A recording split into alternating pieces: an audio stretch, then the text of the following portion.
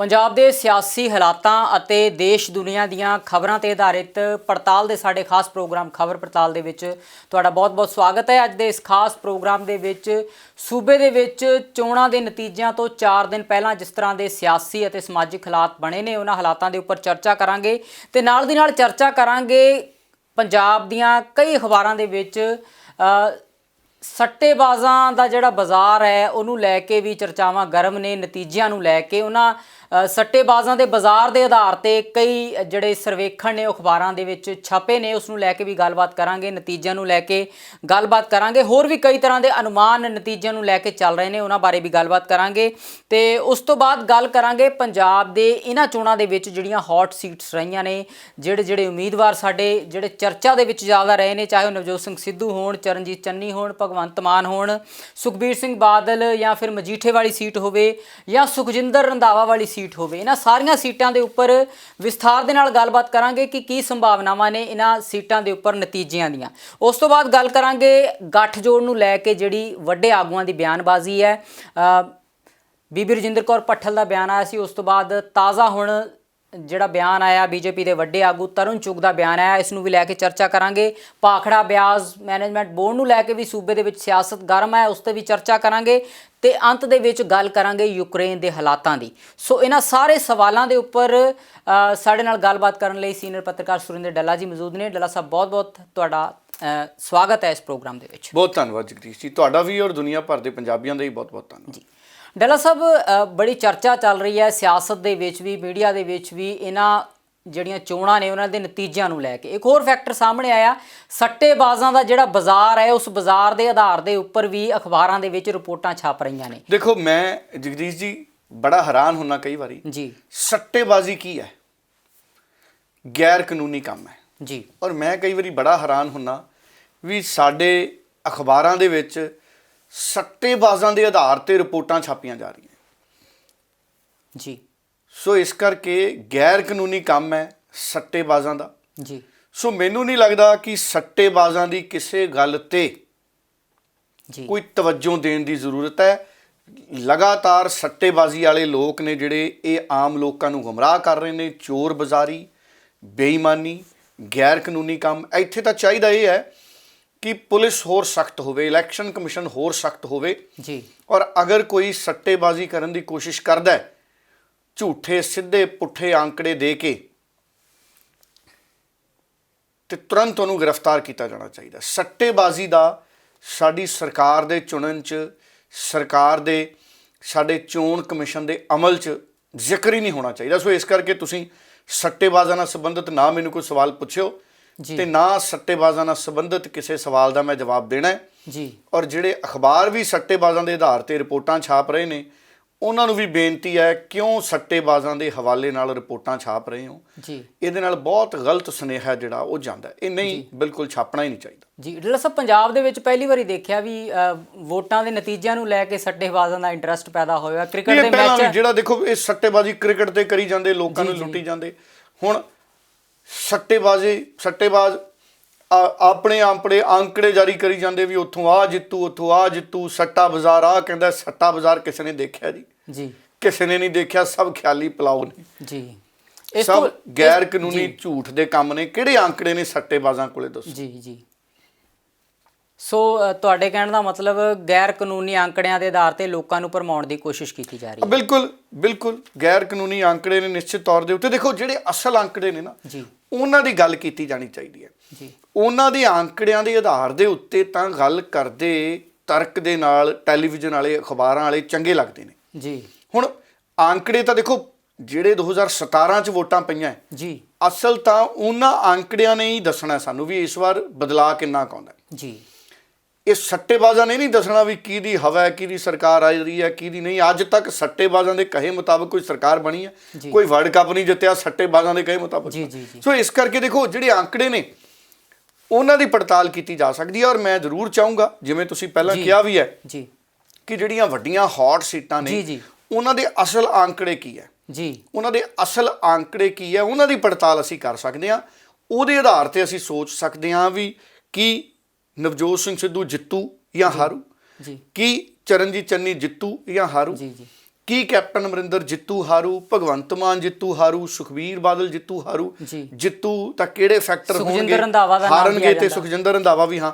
ਪਰ ਇਹ 5-7 ਕੁ ਬੰਦੇ ਹੀ ਨੇ। ਦੇਖੋ ਸਿੱਧੂ ਅੱਜ ਵੀ, ਨਵਜੋਤ ਸਿੰਘ ਸਿੱਧੂ ਪੰਜਾਬ ਦੀ ਸਿਆਸਤ ਦੇ ਵਿੱਚ ਇੱਕ ਵੱਡਾ ਫੈਕਟਰ ਹੈ ਜੀ, ਵੱਡਾ ਫੈਕਟਰ ਹੈ। ਮੰਨ ਲਓ, ਦੇਖੋ 10 ਮਾਰਚ ਨੂੰ ਨਤੀਜੇ ਆਉਣੇ ਨੇ। ਜਦੋਂ ਆਪਾਂ ਅਨੁਮਾਨਾਂ ਤੇ ਗੱਲ ਕਰਦੇ ਹਾਂ, ਮੰਨ ਲਓ ਜਿਵੇਂ ਬਹੁਤ ਸਾਰੇ ਲੋਕ ਕਹਿੰਦੇ ਨੇ, ਪਾਰਟੀਆਂ ਵਾਲੇ ਕਹਿੰਦੇ ਨੇ ਵੀ ਜਾਂ ਮਿਲੀ ਜੁਲੀ ਸਰਕਾਰ ਆਊਗੀ ਜੀ, ਜਾਂ ਕਿਸੇ ਇੱਕ ਦੀ ਆਊਗੀ। ਕਾਂਗਰਸ ਵਾਲੇ ਕਹਿੰਦੇ ਸਾਡੀ ਆਊ ਜਾਂ ਮਿਲੀ ਜੁਲੀ ਆਊ।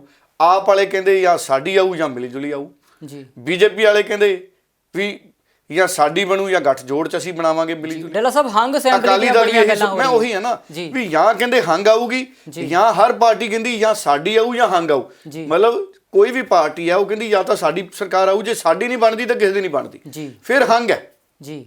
ਸਾਰੀਆਂ ਪਾਰਟੀਆਂ ਨੂੰ ਇਹ ਵਹਿਮ ਹੈ ਕਿ ਹੰਗ ਅਸੈਂਬਲੀ ਆਊ ਜੀ। ਜਾਂ ਸਾਡੀ ਆਊ। ਜੀ। ਹੁਣ ਫੈਕਟਰ ਜਿਹੜੇ ਪ੍ਰਭਾਵਿਤ ਕਰਨ ਵਾਲੇ ਨੇ ਜੀ, ਉਹ ਥੋੜੇ ਨੇ, ਲੀਡਰ ਵੀ ਥੋੜੇ ਨੇ, ਜਿਨ੍ਹਾਂ ਦੇ ਆਲੇ ਦੁਆਲੇ ਸਾਰੀ ਸਿਆਸਤ ਘੁੰਮਦੀ ਹੈ। ਜੀ। ਹੁਣ ਅਗਰ ਗੱਲ ਇੱਕ ਇੱਕ ਸੀਟ ਦੀ ਅਸੀਂ ਕਰ ਲਈਏ ਜੀ, ਤੇ ਤੁਸੀਂ ਨਵਜੋਤ ਸਿੰਘ ਸਿੱਧੂ ਵਾਲੀ ਸੀਟ ਲੈ ਲਓ। ਜੀ। ਜਦੋਂ ਅਸੀਂ ਸੀਟ ਤੇ ਆਉਂਦੇ ਹਾਂ, ਹੁਣ ਨਵਜੋਤ ਸਿੰਘ ਸਿੱਧੂ ਦੀ ਸੀਟ ਨੂੰ ਲੈ ਕੇ ਕਿੰਨਾ ਰੌਲਾ ਹੈ। ਮੈਂ ਮੀਡੀਆ ਦਾ ਇੱਕ ਹਿੱਸਾ ਦੇਖਦਾ, ਕਿਉਂਕਿ ਨਵਜੋਤ ਸਿੰਘ ਸਿੱਧੂ ਦੀਆਂ ਖਬਰਾਂ ਤੋਂ ਬਿਨਾ ਮੀਡੀਆ ਕੋਲੇ ਵੀ ਮਸਾਲਾ ਨਹੀਂ ਹੁੰਦਾ। ਮੈਂ ਦੇਖਦਾ ਕਈ ਦਿਨਾਂ ਦਾ। ਜੀ। ਨਵਜੋਤ ਸਿੰਘ ਸਿੱਧੂ ਇਲੈਕਸ਼ਨਾਂ 'ਚ ਇੰਨਾ ਬੋਲੇ, ਥਾਂ ਥਾਂ ਰੈਲੀਆਂ, ਦਿਨ 'ਚ 15-15 20-20 ਮੀਟਿੰਗਾਂ, ਰੈਲੀਆਂ। ਸਾਰਿਆਂ ਨੂੰ ਪਤਾ ਵੀ ਉਹਨਾਂ ਦਾ ਗਲੇ ਦਾ ਜਿਹੜਾ ਵੋਕਲ ਕੋਡ ਕਹਿੰਦੇ ਉਹਨੂੰ, ਜੀ। ਜੀ। ਉਹ ਕਿਤੇ ਨਾ ਕਿਤੇ ਖਰਾਬ ਹੈ। ਇੱਕ ਵਾਰੀ ਤਾਂ ਡਾਕਟਰਾਂ ਨੇ ਕਹਿਤਾ ਸੀ ਜਦੋਂ ਚੋਣ ਪ੍ਰਚਾਰ 'ਚ ਨਿਕਲੇ ਹੋਏ ਸੀ, ਮੇਰਾ ਖਿਆਲ 2019 ਦੀ ਗੱਲ ਹੈ, ਜੀ। ਜੀ। ਵੀ ਜੇ ਤੁਸੀਂ ਹੁਣ ਵੀ ਭਾਸ਼ਣ ਦੇਣਾ ਨਾ ਰੋਕਿਆ ਤੇ ਹਮੇਸ਼ਾ ਲਈ ਤੁਹਾਡੀ ਆਵਾਜ਼ ਤੇ ਖਤਰਾ ਖੜਾ ਹੋ ਸਕਦਾ। ਜੀ। ਇੱਥੋਂ ਤੱਕ ਕਹਿਤਾ ਸੀ ਡਾਕਟਰਾਂ ਨੇ। ਜੀ। ਜੀ। ਹੁਣ ਵੀ ਉਹੀ ਸਥਿਤੀ ਸੀ ਨਵਜੋਤ ਸਿੰਘ ਸਿੱਧੂ ਦੀ। ਭਾਵੇਂ ਐਤਕੀ ਡਾਕਟਰਾਂ ਨੇ ਤਾਂ ਨਹੀਂ ਉਹਨਾਂ ਨੂੰ ਕਿਹਾ, ਜੀ। ਪਰ ਉਹਨਾਂ ਤੋਂ ਬੋਲਿਆ ਨਹੀਂ ਸੀ ਜਾਂਦਾ। ਕਈ ਰੈਲੀਆਂ 'ਚ ਮੈਂ ਸੁਣਦਾ ਸੀ ਉਹਨਾਂ ਨੂੰ, ਮੀਟਿੰਗਾਂ 'ਚ। ਜੀ। ਸੋ ਨਵਜੋਤ ਸਿੰਘ ਸਿੱਧੂ ਨੂੰ ਡਾਕਟਰਾਂ ਨੇ ਮੁਕੰਮਲ ਆਰਾਮ ਕਰਨ ਦੀ ਸਲਾਹ ਦਿੱਤੀ ਸੀ ਵੀ ਗਲੇ ਦੀ ਵਰਤੋਂ ਨਹੀਂ ਕਰਨੀ। ਜੀ। ਇਸ ਕਰਕੇ ਨਵਜੋਤ ਸਿੰਘ ਸਿੱਧੂ ਕੋਈ ਪ੍ਰੈਸ ਕਾਨਫਰੰਸ ਨਹੀਂ, ਕੋਈ ਭਾਸ਼ਣ ਨਹੀਂ। ਹੁਣ ਕਈ ਮੀਡੀਆ ਮੈਂ ਦੇਖਦਾ, ਜੇ ਨਵਜੋਤ ਸਿੰਘ ਸਿੱਧੂ ਭਾਸ਼ਣ ਕਰ ਦੇਣ ਮੀਡੀਆ 'ਚ ਤਾਂ ਰੌਲਾ, ਨਵਜੋਤ ਸਿੰਘ ਸਿੱਧੂ ਚੁੱਪ ਕਰ ਜਾਣ ਮੀਡੀਆ 'ਚ ਤਾਂ ਰੌਲਾ। ਹੁਣ ਮੈਂ ਕਈ ਦਿਨਾਂ ਦਾ ਦੇਖੀ ਜਾਂਦਾ, ਕਈ ਚੈਨਲ ਸਵੇਰੇ ਹੀ ਸ਼ੁਰੂ ਹੋ ਜਾਂਦੇ ਨੇ, ਨਵਜੋਤ ਸਿੰਘ ਸਿੱਧੂ ਚੁੱਪ ਕਿਉਂ ਹੈ, ਨਵਜੋਤ ਸਿੰਘ ਸਿੱਧੂ ਚੁੱਪ ਕਿਉਂ ਹੈ। ਜੀ। ਵੀ ਤੁਸੀਂ ਦੱਸੋ ਭਾਈ, ਵੋਟਾਂ ਪੈ ਗਈਆਂ, 10 ਮਾਰਚ ਨੂੰ ਵੋਟਾਂ ਦੇ ਰਿਜ਼ਲਟ ਆਉਣਗੇ। ਜੀ। ਨਵਜੋਤ ਸਿੰਘ ਸਿੱਧੂ ਮੁੱਖ ਮੰਤਰੀ ਦਾ ਚਿਹਰਾ ਨਹੀਂ ਹੈਗੇ। ਜੇ ਕੋਈ ਵੀ ਪਾਰਟੀ ਜਿੱਤਦੀ, ਨਵਜੋਤ ਸਿੰਘ ਸਿੱਧੂ ਉਹਨਾਂ ਨੇ ਮੁੱਖ ਮੰਤਰੀ ਬਣਨਾ ਨਹੀਂ, ਤੇ ਚੈਨਲਾਂ ਨੂੰ ਫਿਰ ਵੀ ਇਹ ਵੀ ਨਵਜੋਤ ਸਿੰਘ ਸਿੱਧੂ ਚੁੱਪ ਕਿਉਂ ਹੈ। ਜੀ। ਹੁਣ ਇਹਦੇ ਤੋਂ ਮਤਲਬ ਕੀ ਹੈ? ਇਹਦੇ ਤੋਂ ਮਤਲਬ ਇਹ ਹੈ ਕਿ ਅਸਲ 'ਚ ਸਾਡੇ ਟੈਲੀਵਿਜ਼ਨਾਂ ਕੋਲੇ ਵੀ, ਬਹੁਤ ਸਾਰਿਆਂ ਕੋਲੇ ਅਸਲ ਮੁੱਦਿਆਂ ਤੇ ਕੰਮ ਕਰਨ ਦੀ ਤਾਕਤ ਨਹੀਂ ਹੈ। ਉਹਨਾਂ ਨੂੰ TRP ਚਾਹੀਦੀ। ਉਹਨਾਂ ਨੂੰ ਇਹ ਹੈ ਵੀ ਜੇ ਨਵਜੋਤ ਸਿੰਘ ਸਿੱਧੂ ਦੀ ਖਬਰ ਚੱਲੂਗੀ ਤਾਂ TV ਸਾਡਾ ਦੇਖਿਆ ਜਾਣਾ ਹੈ। ਜੇ ਨਵਜੋਤ ਸਿੰਘ ਸਿੱਧੂ ਦੀ ਖਬਰ ਨਹੀਂ ਦਿਖਾਵਾਂਗੇ, ਸਿੱਧੀ ਪੁੱਠੀ ਕੋਈ ਵੀ ਦਿਖਾ ਲਈਏ। ਜੀ। ਹੁਣ ਕਈ ਪਹਿਲਾਂ ਕਹੀ ਜਾਂਦੇ ਸੀ ਕਿ ਨਵਜੋਤ ਸਿੰਘ ਸਿੱਧੂ ਕਹਿੰਦੇ ਕੌੜਾ ਬੋਲਦਾ, ਵੀ ਭਾਈ ਫਿਰ TV ਵਾਲੇ ਕਈ ਨਿੰਦਦੇ ਸੀ, ਮੈਂ ਦੇਖਿਆ ਵੀ ਭਾਈ ਜੇ ਤੁਹਾਨੂੰ ਨਹੀਂ ਪਸੰਦ ਨਵਜੋਤ ਸਿੰਘ ਸਿੱਧੂ ਦਾ ਬੋਲਣਾ, ਫਿਰ ਤੁਸੀਂ ਰੌਲਾ ਕਿਉਂ ਪਾਉਂਦੇ ਹੋ ਵੀ ਨਵਜੋਤ ਸਿੰਘ ਸਿੱਧੂ ਚੁੱਪ ਕਿਉਂ ਹੈ। ਜੀ। ਵੀ ਤੁਹਾਨੂੰ ਖੁਸ਼ ਹੋਣਾ ਚਾਹੀਦਾ। ਅਸਲ 'ਚ ਕੀ ਹੈ, ਨਵਜੋਤ ਸਿੰਘ ਸਿੱਧੂ ਦੇ ਬੋਲਣ ਤੋਂ ਕਿਸੇ ਨੂੰ ਨੁਕਸਾਨ ਨਹੀਂ।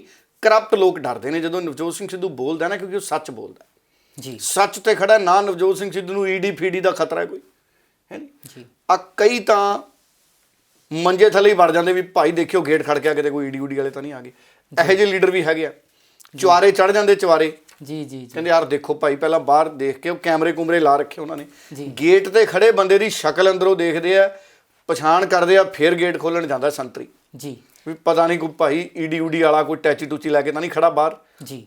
ਸੋ ਇਸ ਕਰਕੇ ਨਵਜੋਤ ਸਿੰਘ ਸਿੱਧੂ ਕਿਉਂਕਿ ਇਸ਼ੂ ਬੇਸਡ ਗੱਲ ਕਰਦਾ ਹੈ, ਔਰ ਮੈਂ ਸਰਕਾਰ ਕਿਸੇ ਦੀ ਵੀ ਆਵੇ ਪੰਜਾਬ 'ਚ, ਜਗਦੀਸ਼ ਜੀ, ਮੁੱਦਿਆਂ ਦੀ ਲੜਾਈ ਕਰਨ ਲਈ ਕੁਝ ਬੰਦੇ ਹਮੇਸ਼ਾ ਹੁੰਦੇ ਨੇ, ਕੁਝ ਬੰਦੇ ਹਮੇਸ਼ਾ ਹੁੰਦੇ ਨੇ। ਹੁਣ ਭਗਤ ਸਿੰਘ ਨੇ ਦੇਸ਼ ਦੀ ਆਜ਼ਾਦੀ ਦੀ ਲੜਾਈ ਲੜੀ ਨਾ, ਉਹਨੇ ਪ੍ਰਧਾਨ ਮੰਤਰੀ ਥੋੜੀ ਬਣਨਾ ਸੀ। ਭਗਤ ਸਿੰਘ ਨੇ, ਕਰਤਾਰ ਸਿੰਘ ਸਰਾਭਾ ਲੜਿਆ, ਸੁਭਾਸ਼ ਚੰਦਰ ਬੋਸ ਲੜੇ, ਹੈ ਨੀ, ਮਹਾਤਮਾ ਗਾਂਧੀ ਲੜੇ। ਕਿੰਨੇ ਲੋਕਾਂ ਨੇ ਦੇਸ਼ ਦੀ ਆਜ਼ਾਦੀ ਦੀ ਲੜਾਈ ਲੜੀ ਨਾ। ਹੁਣ ਵੀ ਸਮੇਂ-ਸਮੇਂ ਦੇ ਅੰਨਾ ਹਜ਼ਾਰੇ ਜੀ ਨੇ ਕਿੰਨਾ ਕਰਪਸ਼ਨ ਦੇ ਖਿਲਾਫ ਲੜਾਈ ਲੜੀ। ਅੰਨਾ ਹਜ਼ਾਰੇ ਜੀ ਨੇ ਕੀ ਲਿਆ? ਕੁਛ ਨਹੀਂ। ਉਹਨਾਂ ਨੂੰ ਤਾਂ ਇੱਥੋਂ ਤੱਕ ਸੁਨੇਹੇ ਲੱਗ ਗਏ ਸੀ ਵੀ ਦੱਸੋ ਗਵਰਨਰ ਲੱਗਣਾ ਹੈ, ਰਾਸ਼ਟਰਪਤੀ ਲਾ ਦਈਏ, ਚਰਚਾਵਾਂ ਹੋ ਰਹੀਆਂ ਸੀ ਜੀ। ਹੈ ਜੀ। ਅੰਨਾ ਹਜ਼ਾਰੇ ਸਿਧਾਂਤਕ ਲੜਾਈ ਲੜ ਰਹੇ ਨੇ। ਜੀ। ਹੋਰ ਬੜੇ ਨੇ, ਕੱਲੇ ਅੰਨਾ ਹਜ਼ਾਰੇ ਨਹੀਂ, ਹੋਰ ਬੜੇ ਸਾਡੇ ਸਮਾਜ ਸੇਵੀ ਆ। ਮੈਂ ਕਿਹਦਾ ਨਾਂ ਲਵਾਂ? ਸਾਡੇ ਕਾਲੀ ਬਈ ਸਾਫ਼ ਕੀਤੀ ਸੰਤਾਂ ਨੇ, ਤੁਸੀਂ ਦੇਖੋ ਜੀ। ਸੰਤ ਸੀਚੇਵਾਲ ਸਾਹਿਬ ਜੀ, ਉਹ ਸ਼ੁੱਧ ਇਮਾਨਦਾਰੀ ਨਾਲ ਕੰਮ ਕਰਨ ਵਾਲੇ ਲੋਕ ਨੇ, ਬਹੁਤ ਲੋਕ ਨੇ। ਅਬਦੁਲ ਕਲਾਮ ਸੀ, ਦੱਸੋ ਸਾਡੇ ਜੀ। ਇਹੋ ਜਿਹੇ ਲੋਕ ਨੇ ਜਿਹੜੇ ਇੱਕ ਲਾਈਫ ਨੂੰ ਮਿਸ਼ਨ ਨੂੰ ਲੈ ਕੇ ਅੱਗੇ ਵਧਦੇ ਨੇ। ਹੁਣ ਮਨਮੋਹਨ ਸਿੰਘ ਦੇਖੋ, ਨਾਲੇ ਪ੍ਰਧਾਨ ਮੰਤਰੀ ਸੀ, ਨਾਲੇ ਵਿਦਿਆਰਥੀਆਂ ਨੂੰ ਪੜ੍ਹਾਉਂਦੇ ਸੀ ਜੀ। ਬਤੌਰ ਪ੍ਰਧਾਨ ਮੰਤਰੀ ਹੁੰਦੇ ਹੋਏ ਵਿਦਿਆਰਥੀਆਂ ਦੀਆਂ ਕਲਾਸਾਂ ਲਾਉਂਦੇ ਸੀ ਜੀ। ਹੁਣ ਇਹ ਲੋਕ ਆਪਣੀ ਜ਼ਿੰਦਗੀ 'ਚ ਇੱਕ ਮਿਸ਼ਨ ਤੇ ਕੰਮ ਕਰਦੇ ਆ ਜੀ। ਹੁਣ ਉਹੀ ਨਵਜੋਤ ਸਿੰਘ ਸਿੱਧੂ ਮੈਨੂੰ ਦਿਖਦਾ ਜੀ, ਉਹਨੇ ਨਾ ਆਪਣਾ ਘਰ ਭਰਿਆ, ਔਰ ਹੁਣ ਵੀ ਸਰਕਾਰ ਕਿਸੇ ਦੀ ਬਣੇ, ਨਵਜੋਤ ਸਿੰਘ ਸਿੱਧੂ ਪੰਜਾਬ ਦੇ ਉਹਨਾਂ ਮੁੱਦਿਆਂ ਨੂੰ ਹਮੇਸ਼ਾ ਉਭਾਰੂਗਾ। ਮੈਨੂੰ ਆਸ ਹੈ ਜਿਨ੍ਹਾਂ ਮੁੱਦਿਆਂ ਦੇ ਨਾਲ ਪੰਜਾਬ ਦੇ ਲੋਕਾਂ ਦਾ ਹੱਲ ਨਿਕਲਦਾ, ਭਲਾ ਹੁੰਦਾ ਜੀ। ਵਕਤੀ ਤੌਰ ਤੇ ਅਗਰ ਕੋਈ ਬੰਦਾ ਬਿਮਾਰ ਹੈ ਜੀ, ਤੇ ਜੇ 2-4 ਦਿਨ ਨਹੀਂ ਬੋਲਿਆ ਤੇ ਕਈ ਲੋਕਾਂ ਨੂੰ ਚਿੰਤਾ ਹੋ ਜਾਂਦੀ ਵੀ ਭਾਈ ਨਵਜੋਤ ਸਿੰਘ ਸਿੱਧੂ ਬੋਲਦਾ ਨਹੀਂ, ਇਹਦਾ ਮਤਲਬ ਹੈ ਜਿੱਤਦਾ ਨਹੀਂ। ਜੀ। ਜੀ। ਲੋਕ ਇਹ ਵੀ ਸੋਚਣ ਲੱਗ ਜਾਂਦੇ ਕਈ ਵੀ ਚੁੱਪ ਹੋ ਗਿਆ ਭਾਈ, ਉਹਨੂੰ ਪਤਾ ਲੱਗ ਗਿਆ। ਜੀ। ਡੱਲਾ ਸਾਹਿਬ, ਇਹ ਜਿਹੜੀਆਂ ਤਰ੍ਹਾਂ ਦੇ ਜਿਹੜੇ ਕਿਆਫੇ ਹੈ ਉਹ ਛੱਡੇ ਜਾਂਦੇ। ਜੀ। 5-7 ਸੀਟਾਂ ਜਿਹੜੀਆਂ ਤੁਸੀਂ ਦੱਸੀਆਂ, ਜਿਨ੍ਹਾਂ ਦੇ ਆਧਾਰ ਤੇ ਸੂਬੇ ਦੇ ਵਿੱਚ ਸਰਕਾਰ ਨੂੰ ਜਿਹੜੇ ਪ੍ਰਭਾਵਿਤ ਕਰਨ ਵਾਲੇ ਫੈਕਟਰ ਤਿਆਰ ਹੋਣੇ ਨੇ, ਜਿਹੜੇ ਉਮੀਦਵਾਰਾਂ ਦੀ ਜਿੱਤ ਹਾਰ ਦਾ ਫੈਸਲਾ ਤੈਅ ਕਰਨਗੇ। ਮੈਂ ਚਾਹਾਂਗਾ ਇਹਨਾਂ ਸੀਟਾਂ ਦੇ ਉੱਪਰ ਤੁਸੀਂ ਕੱਲੀ ਸੀਟ ਨੂੰ ਲੈ ਕੇ ਦਰਸ਼ਕਾਂ ਨੂੰ ਥੋੜਾ ਵਿਸਥਾਰ ਦੇ ਨਾਲ ਦੱਸ ਦਿਓ ਕਿ ਕਿਸ ਤਰ੍ਹਾਂ ਦੇ ਸੀਟਾਂ ਦੇ ਉੱਪਰ ਕਿਸ ਤਰ੍ਹਾਂ ਦੇ ਜਿਹੜੇ ਆ ਉਹ ਸਿਆਸਤ ਹੋ ਰਹੀ ਹੈ ਤੇ ਕਿਸ ਤਰ੍ਹਾਂ ਦੇ ਰੁਝਾਨ ਦੇਖਣ ਨੂੰ ਮਿਲ ਸਕਦੇ ਆਉਣ ਵਾਲੇ ਦਿਨਾਂ ਦੇ ਵਿੱਚ। ਬਿਲਕੁਲ, ਤੁਸੀਂ ਇੱਕ ਸੀਟ ਜਿਹਦਾ ਵੀ ਵੇਰਵਾ ਮੰਗੋਗੇ ਜਗਦੀਸ਼ ਜੀ, ਮੈਂ ਤਿਆਰ ਹਾਂ। ਜੀ। ਡੱਲਾ ਸਾਹਿਬ, ਮੈਂ ਚਾਹਾਂਗਾ ਤੁਸੀਂ ਪਹਿਲਾਂ ਚਰਨਜੀਤ ਸਿੰਘ ਚੰਨੀ ਦੀ ਸੀਟ ਬਾਰੇ ਸਾਨੂੰ ਦੱਸੋ ਕਿ ਉਸ ਸੀਟ ਦੇ ਉੱਪਰ ਕਿਸ ਤਰ੍ਹਾਂ ਦੇ ਹਾਲਾਤ ਨੇ, ਕਿਸ ਤਰ੍ਹਾਂ ਦਾ ਮੁਕਾਬਲਾ ਹੈ ਤੇ ਜਿੱਤ ਹਾਰ ਦੇ ਨਾਲ ਆਉਣ ਵਾਲੀ ਸਰਕਾਰ ਤੇ ਕੀ ਫਰਕ ਪੈ ਸਕਦਾ ਹੈ। ਦੇਖੋ, ਚਰਨਜੀਤ ਚੰਨੀ ਹੁਣੀ 2 ਸੀਟਾਂ ਤੋਂ ਲੜ ਰਹੇ ਨੇ। ਇੱਕ ਤਾਂ ਚਮਕੌਰ ਸਾਹਿਬ ਤੋਂ ਲੜ ਰਹੇ ਨੇ ਜੀ, ਇੱਕ ਭਦੌੜ ਤੋਂ ਲੜ ਰਹੇ ਨੇ ਜੀ। ਹੁਣ ਮੈਂ ਪਹਿਲਾਂ ਗੱਲ ਕਰਦਾ ਚਮਕੌਰ ਸਾਹਿਬ ਦੀ। ਜੀ। ਚਮਕੌਰ ਸਾਹਿਬ 'ਚ ਚਰਨਜੀਤ ਚੰਨੀ ਜਦੋਂ ਪਿਛਲੀ ਵਾਰੀ ਲੜੇ ਇੰਡੀਅਨ ਨੈਸ਼ਨਲ ਕਾਂਗਰਸ ਵੱਲੋਂ, ਜੀ। ਚਮਕੌਰ ਸਾਹਿਬ 'ਚ ਚਰਨਜੀਤ ਚੰਨੀ ਨੂੰ ਵੋਟਾਂ ਪਈਆਂ 61,060 ਜੀ। ਔਰ ਉੱਥੇ ਦੂਸਰੇ ਪਾਸੇ ਆਮ ਆਦਮੀ ਪਾਰਟੀ 2 ਨੰਬਰ ਤੇ ਸੀ ਪਿਛਲੀ ਵਾਰੀ 2017 'ਚ। ਮੁਕਾਬਲਾ ਪਿਛਲੀ ਵਾਰੀ ਉਹਨਾਂ ਦਾ ਆਮ ਆਦਮੀ ਪਾਰਟੀ ਦੇ ਵੀ ਉਮੀਦਵਾਰ ਨੇ ਚਰਨਜੀਤ ਸਿੰਘ, ਉਹਨਾਂ ਦੇ ਨਾਲ ਹੀ ਸੀ। ਉਹਨਾਂ ਨੂੰ ਪਈਆਂ 48,752 ਤੇ 12,308 ਦੇ ਫਰਕ ਨਾਲ ਚਰਨਜੀਤ ਚੰਨੀ ਜਿੱਤੇ। 2-4 ਵੋਟਾਂ 5-7 ਵੋਟਾਂ ਹੇਠ ਉੱਤ ਹੋ ਜਾਣ ਤੇ ਮੈਂ ਮਾਫੀ ਚਾਹੂੰਗਾ, ਕਿਉਂਕਿ ਅੰਕੜੇ ਨੇ ਕਈ ਵਾਰੀ ਲਿਖਣ ਕਰਨ 'ਚ ਗਲਤੀ ਹੋ ਜਾਂਦੀ ਹੈ। ਸੋ ਕੁੱਲ ਮਿਲਾ ਕੇ 12,000 ਤੋਂ ਵੱਧ ਵੋਟਾਂ ਨਾਲ ਚਰਨਜੀਤ ਚੰਨੀ ਜਿੱਤੇ ਸੀ ਪਿਛਲੀ ਵਾਰੀ। ਹੁਣ ਉਹ ਪਿਛਲੀ ਵਾਰੀ ਤੀਜੀ ਵਾਰ ਜਿੱਤੇ ਸੀ ਲਗਾਤਾਰ ਜੀ। ਇਸ ਵਾਰ ਅਗਰ ਚਰਨਜੀਤ ਚੰਨੀ ਜਿੱਤਦੇ ਨੇ ਤਾਂ ਚੌਥੀ ਵਾਰ ਜਿੱਤਣਗੇ। ਆਪ ਜਿੱਤਦੀ ਹੈ ਤੇ ਪਹਿਲੀ ਵਾਰ ਜਿੱਤੂ ਜੀ ਚਮਕੌਰ ਸਾਹਿਬ ਤੋਂ ਜੀ। ਤੇ ਅਕਾਲੀ ਜਾਂ ਬਸਪਾ ਦਾ ਉਮੀਦਵਾਰ ਹੈ ਸਾਹਮਣੇ। ਬਸਪਾ ਜਿੱਤਦੀ ਹੈ ਤਾਂ ਵੀ ਦੇਖੋ ਹੈਰਾਨੀਕੁੰਨ ਸਮੀਕਰਨ ਬਣਨਗੇ ਜੀ। ਅਗਰ ਬੀਜੇਪੀ ਜਿੱਤਦੀ ਹੈ ਤਾਂ ਵੀ ਹੈਰਾਨੀਕੁੰਨ ਸਮੀਕਰਨ ਬਣ ਗਏ। ਹੁਣ ਮੁਕਾਬਲਾ ਤਾਂ ਹੈਗਾ ਹੀ ਹੈ 4-5 ਪਾਰਟੀਆਂ ਦਾ, 5-6 ਗੁਣੀ ਮੁਕਾਬਲਾ ਹਰ ਜਗ੍ਹਾ ਜੀ। ਹੁਣ ਇਹ ਬੜੀ ਦਿਲਚਸਪ ਸੀਟ ਹੈ ਚਮਕੌਰ ਸਾਹਿਬ ਦੀ। ਕਈ ਫੈਕਟਰ ਇੱਥੇ ਚਮਕੌਰ ਸਾਹਿਬ ਦੇ ਵਿੱਚ ਵੇਖਣ ਵਾਲੇ ਨੇ। ਔਰ ਦੂਸਰੀ ਸੀਟ ਚਰਨਜੀਤ ਚੰਨੀ ਉਹਨਾਂ ਦੀ ਹੈਗੀ ਹੈ ਭਦੌੜ ਚਰਨਜੀਤ ਚੰਨੀ ਐਤਕੀ ਪਹਿਲੀ ਵਾਰੀ ਲੜ ਰਹੇ ਨੇ।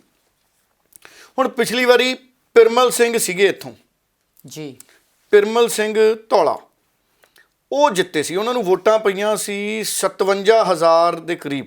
ਆਮ ਆਦਮੀ ਪਾਰਟੀ ਜਿੱਤੀ ਸੀ ਭਦੌੜ ਜੀ।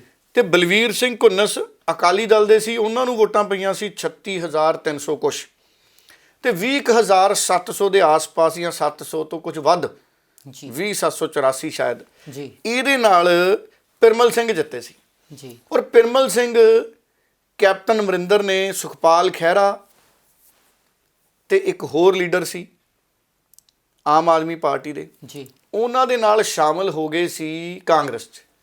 ਕੈਪਟਨ ਅਮਰਿੰਦਰ ਦਿੱਲੀ ਜਾਣ ਤੋਂ ਪਹਿਲਾਂ, ਜਹਾਜ਼ ਚੜ੍ਹਨ ਤੋਂ ਪਹਿਲਾਂ, ਹੈਲੀਕਾਪਟਰ ਚੜ੍ਹਨ ਤੋਂ ਪਹਿਲਾਂ ਸੁਖਪਾਲ ਖਹਿਰਾ, ਪਿਰਮਲ ਸਿੰਘ ਤੇ ਇੱਕ ਹੋਰ ਸੀ, ਉਹਨਾਂ ਨੂੰ ਸ਼ਾਮਲ ਕਰਾ ਗਏ ਸੀ ਕਾਂਗਰਸ 'ਚ ਜੀ। ਤੇ ਇਹਨਾਂ ਨੂੰ ਕੈਪਟਨ ਅਮਰਿੰਦਰ ਕਾਂਗਰਸ 'ਚ ਸ਼ਾਮਲ ਕਰਾ ਗਏ ਤੇ ਕੈਪਟਨ ਅਮਰਿੰਦਰ ਥੋੜੇ ਦਿਨਾਂ ਬਾਅਦ ਕਾਂਗਰਸ ਛੱਡ ਕੇ ਆਪਣੀ ਪਾਰਟੀ ਬਣਾ ਗਏ। ਹੁਣ ਪਿਰਮਲ ਸਿੰਘ ਉਹਨਾਂ ਨੂੰ ਟਿਕਟ ਨਹੀਂ ਮਿਲੀ ਭਦੌੜ ਤੋਂ। ਇਹਨਾਂ ਨੇ ਵੀ ਜ਼ੋਰ ਮੈਂ ਸੁਣਿਆ ਬਹੁਤ ਲਾਇਆ ਜੀ। ਪਿਰਮਲ ਸਿੰਘ ਨੂੰ ਟਿਕਟ ਨਹੀਂ ਮਿਲੀ। ਹੁਣ ਉੱਥੋਂ ਚਰਨਜੀਤ ਚੰਨੀ ਆਪ ਚਲੇ ਗਏ। ਹੁਣ ਅਕਾਲੀ ਦਲ ਉੱਥੇ 2 ਨੰਬਰ ਤੇ ਸੀ ਪਿਛਲੀ ਵਾਰੀ, ਪਿਰਮਲ ਸਿੰਘ ਜਿੱਤੇ ਸੀ। ਹੁਣ ਕਾਂਗਰਸ ਬਹੁਤ ਪਿੱਛੇ ਸੀ ਉੱਥੇ ਪਿਛਲੀ ਵਾਰੀ, ਤੇ ਲੀਡ ਆਮ ਆਦਮੀ ਪਾਰਟੀ ਦੀ ਪਿਛਲੀ ਵਾਰੀ ਬਹੁਤ ਸੀ। ਬਾਕੀ ਹੁਣ ਦੇਖਦੇ ਆ ਇੱਥੇ ਵੀ ਕੀ ਬਣਦਾ। ਭਦੌੜ ਦਾ ਨਤੀਜਾ ਵੀ ਲੋਕਾਂ ਦੀ ਬਹੁਤ ਦਿਲਚਸਪੀ ਵਾਲਾ ਨਤੀਜਾ, ਲੋਕਾਂ ਦੀ ਨਜ਼ਰ ਰਹੂਗੀ ਭਦੌੜ 'ਚ ਬਣਦਾ ਕੀ ਹੈ। ਜੀ ਡੱਲਾ ਸਾਹਿਬ, ਅੰਮ੍ਰਿਤਸਰ ਪੂਰਬੀ ਦੀ ਗੱਲ ਕਰੀਏ, ਨਵਜੋਤ ਸਿੰਘ ਸਿੱਧੂ ਉੱਥੋਂ ਲੜ ਰਹੇ ਨੇ, ਬਿਕਰਮ ਮਜੀਠੀਆ ਵੀ ਲੜ ਰਹੇ ਨੇ, ਉੱਥੇ ਕਿਸ ਤਰ੍ਹਾਂ ਦੀਆਂ ਸਥਿਤੀਆਂ ਨੇ, ਕੀ ਸਮੀਕਰਨ ਬਣ ਰਹੇ ਨੇ? ਦੇਖੋ, ਨਵਜੋਤ ਸਿੰਘ ਸਿੱਧੂ ਉਹਨਾਂ ਨੂੰ 60,400 ਤੋਂ ਵੱਧ ਵੋਟਾਂ ਪਈਆਂ ਸੀ, ਸ਼ਾਇਦ 60,477 ਸੀ 2017 ਚ। 2017 ਚ 60,477 ਜੀ। ਔਰ ਅਕਾਲੀ ਦਲ ਔਰ ਬੀਜੇਪੀ ਦੀ ਸਾਂਝ ਸੀ 2017 ਚ। ਬੀਜੇਪੀ ਦੇ ਖਾਤੇ ਦੀ ਟਿਕਟ ਸੀ, ਰਜੇਸ਼ ਕੁਮਾਰ ਹਨੀ ਲੜੇ ਸੀ ਬੀਜੇਪੀ ਵਾਲੇ, 17,668 ਵੋਟਾਂ ਪਈਆਂ ਸੀ ਜੀ। ਔਰ ਨਵਜੋਤ ਸਿੰਘ ਸਿੱਧੂ 42,809 ਵੋਟਾਂ ਨਾਲ ਜਿੱਤੇ ਸੀ। ਪੂਰੇ ਪੰਜਾਬ 'ਚ ਦੂਜੇ ਨੰਬਰ ਤੇ ਵੋਟਾਂ ਦੇ ਫਰਕ ਨਾਲ ਨਵਜੋਤ ਸਿੰਘ ਸਿੱਧੂ ਜਿੱਤੇ ਸੀ। ਪਹਿਲੇ ਨੰਬਰ ਤੇ ਕੈਪਟਨ ਅਮਰਿੰਦਰ ਜਿੱਤੇ ਸੀ ਪਟਿਆਲੇ ਤੋਂ। ਜੀ। ਹੁਣ ਇਸ ਵਾਰ ਰਜੇਸ਼ ਕੁਮਾਰ ਹਨੀ ਹੈ ਨਹੀਂ, ਬੀਜੇਪੀ ਦੇ ਲੀਡਰ ਕੋਈ ਹੋਰ ਲੜ ਰਹੇ ਨੇ। ਜੀ। ਬੀਜੇਪੀ ਦੇ ਲੀਡਰ ਹੋਰ ਆ ਇਸ ਵਾਰ ਲੜ ਰਹੇ ਨੇ, ਪਰ ਬਿਕਰਮ ਮਜੀਠੀਆ ਅਕਾਲੀ ਦਲ ਵਾਲੇ ਉੱਥੇ ਆ ਗਏ। ਜੀ। ਪਿਛਲੀ ਵਾਰੀ ਆਮ ਆਦਮੀ ਪਾਰਟੀ ਵੀ 14-15 ਹਜ਼ਾਰ ਦੇ ਕਰੀਬ ਵੋਟਾਂ ਲੈ ਗਈ ਸੀ। ਹੁਣ ਇਸ ਵਾਰ ਆਪ ਵੀ ਹੈ, ਬੀਜੇਪੀ ਵੀ ਹੈ, ਜੀ, ਬਿਕਰਮ ਮਜੀਠੀਆ ਵੀ ਹੈ, ਜੀ, ਸੰਯੁਕਤ ਸਮਾਜ ਮੋਰਚਾ ਵੀ ਹੈ, ਜੀ, ਆਜ਼ਾਦ ਵੀ ਹੈ ਕਈ, ਜੀ, ਤੇ ਨਵਜੋਤ ਸਿੰਘ ਸਿੱਧੂ ਵੀ ਹੈ। ਹੁਣ 42,809 ਦਾ ਫਰਕ ਸੀ ਨਵਜੋਤ ਸਿੰਘ ਸਿੱਧੂ ਦਾ। ਹੁਣ ਜੇ ਨਵਜੋਤ ਸਿੰਘ ਸਿੱਧੂ ਨੂੰ ਉੱਥੇ ਹਰਾਣਾ ਹੈ ਤਾਂ ਜੇ ਪਿਛਲੀ ਵਾਰ ਦਾ ਅਸੀਂ ਅੰਕੜਾ ਦੇਖੀਏ ਤਾਂ 42,809 ਦਾ ਫਰਕ ਤੋੜਨਾ ਬੜਾ ਔਖਾ ਹੁੰਦਾ ਹੈ। ਜੀ। ਉਹ ਵੀ ਨਵਜੋਤ ਸਿੰਘ ਸਿੱਧੂ ਵਰਗਾ ਕਿਰਦਾਰ ਜਿਹਨੇ ਪੰਜਾਬ ਦੇ ਮੁੱਦਿਆਂ ਦੀ ਲੜਾਈ ਲੜੀ ਹੈ, ਕੋਈ ਕਰਪਸ਼ਨ ਦਾ ਇਲਜ਼ਾਮ ਨਹੀਂ। ਜੀ। ਇਹ ਚੁਣੌਤੀ ਹੈ। ਹੁਣ ਜੇ ਤਾਂ ਕੋਈ ਹਰਾ ਗਿਆ ਉਹ ਸੂਰਮਾ ਬਣ ਜੂ ਪੰਜਾਬ ਦੀ ਸਿਆਸਤ 'ਚ। ਜੀ। ਜੇ ਕੋਈ ਨਵਜੋਤ ਸਿੰਘ ਸਿੱਧੂ ਨੂੰ ਹਰਾ ਗਿਆ ਜੀ। ਉਹ ਤਾਂ ਸੂਰਮਾ ਬਣ ਜੂ ਪੰਜਾਬ ਦੀ ਸਿਆਸਤ 'ਚ। ਜੀ।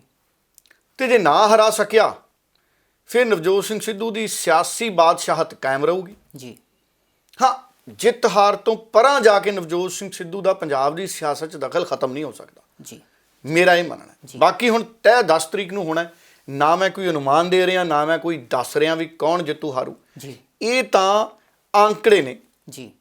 ਔਰ ਆંકੜਿਆਂ 'ਚ ਜੇ ਕਿਸੇ ਨੇ ਸਿੱਧੂ ਨੂੰ ਹਰਾਉਣਾ ਹੈ ਤਾਂ 42,809 ਦਾ ਫਰਕ ਪਿਛਲੀ ਵਾਰੀ ਸੀ 2017 'ਚ। ਜੀ। ਐਤਕੀ ਕੀ ਫਰਕ ਨਿਕਲਦੇ ਨੇ, ਕਿਹਨੂੰ ਕਿੰਨੀਆਂ ਵੋਟਾਂ ਮਿਲਦੀਆਂ ਨੇ, ਸਿੱਧੂ ਸਾਹਿਬ ਨੂੰ ਕਿੰਨੀਆਂ ਮਿਲਦੀਆਂ, ਮਜੀਠਾ ਸਾਹਿਬ ਨੂੰ ਕਿੰਨੀਆਂ ਮਿਲਦੀਆਂ, ਬੀਜੇਪੀ ਵਾਲੇ ਸਾਹਿਬ ਨੂੰ ਕਿੰਨੀਆਂ ਮਿਲਦੀਆਂ, ਆਪ ਵਾਲਿਆਂ ਨੂੰ ਕਿੰਨੀਆਂ ਮਿਲਦੀਆਂ। ਇਹ ਬੜਾ ਦਿਲਚਸਪ ਤੇ ਰਹੱਸਮਈ ਸਵਾਲ ਐਤਕੀ ਬਣਿਆ ਹੋਇਆ। ਐਤਕੀ 4-5 ਕੋਣੀ ਟੱਕਰ ਹੈ ਜਗਦੀਸ਼ ਜੀ। ਪਤਾ ਨਹੀਂ ਲੱਗਦਾ ਜਦੋਂ 4-5 ਕੋਣੀ ਟੱਕਰ ਹੋਵੇ। ਮੈਨੂੰ ਯਾਦ ਹੈ ਇੱਕ ਵਾਰੀ ਮੈਂ ਸਕੂਲ ਦੀਆਂ ਦੌੜਾਂ 'ਚ ਭਾਗ ਲਿਆ ਸੀ ਤੇ ਅਸੀਂ 3 ਜਣੇ ਹੀ ਸੀ ਦੌੜਨ ਵਾਲੇ।